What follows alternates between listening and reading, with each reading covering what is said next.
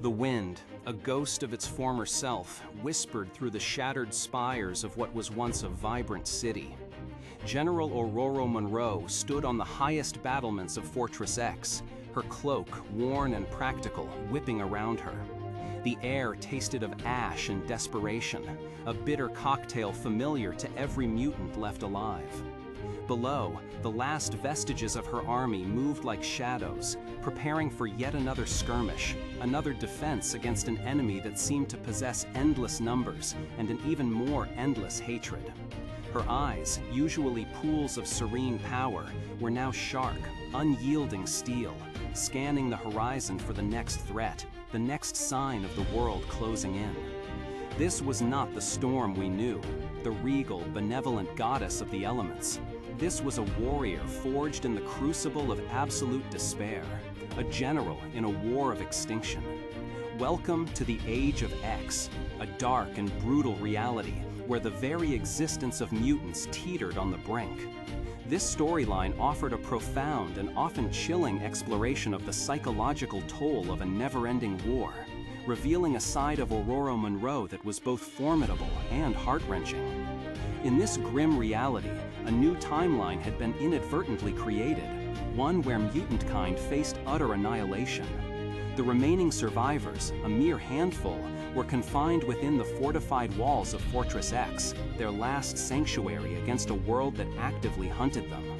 It was a world devoid of hope, where every sunrise brought not comfort, but a renewed sense of impending doom.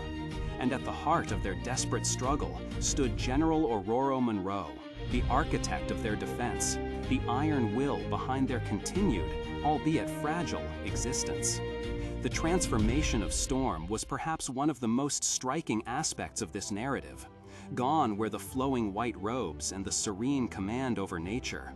In their place, a utilitarian uniform and a gaze that had seen too much death, too much sacrifice. She was a leader who had learned to make impossible choices, not with the detached logic of a strategist, but with the heavy heart of someone acutely aware of the cost.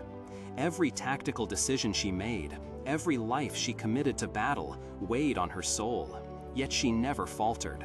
Her resolve was absolute, a shield for her people, but also a cage for her former self.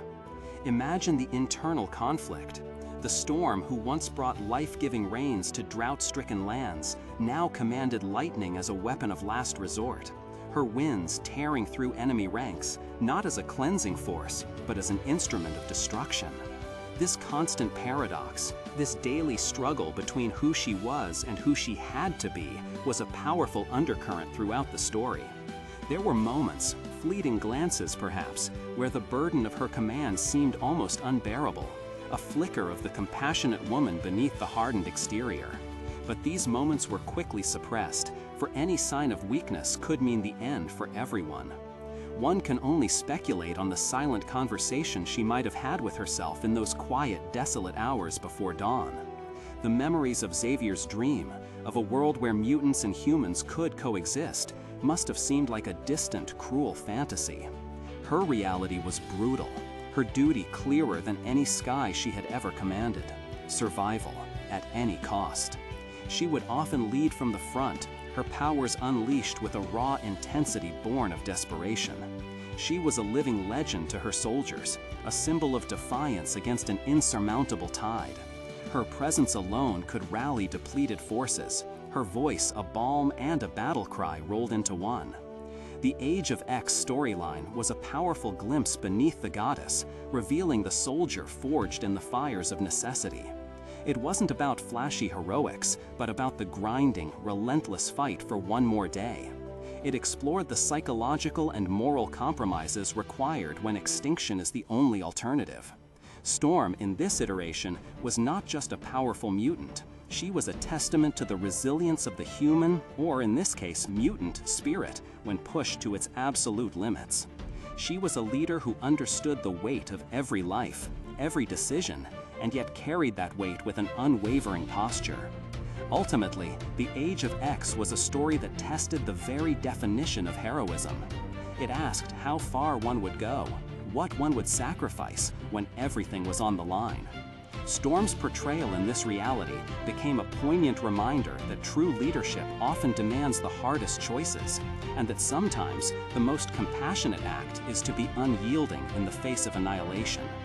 While this reality eventually dissolved, the image of General Ororo Munroe, the hardened general, the unshakable leader fighting on the brink of extinction, remains a powerful testament to the multifaceted nature of a character we thought we knew so well. This journey into a darker corner of the Marvel Universe truly showcased how circumstances can shape even the most iconic figures. What are your thoughts on this more militaristic portrayal of Storm? Did it resonate with you, or do you prefer her as the benevolent goddess? Share your perspectives in the comments below, and don't forget to like and subscribe for more deep dives into the stories that define our favorite characters. Your engagement helps us continue exploring these fascinating narratives.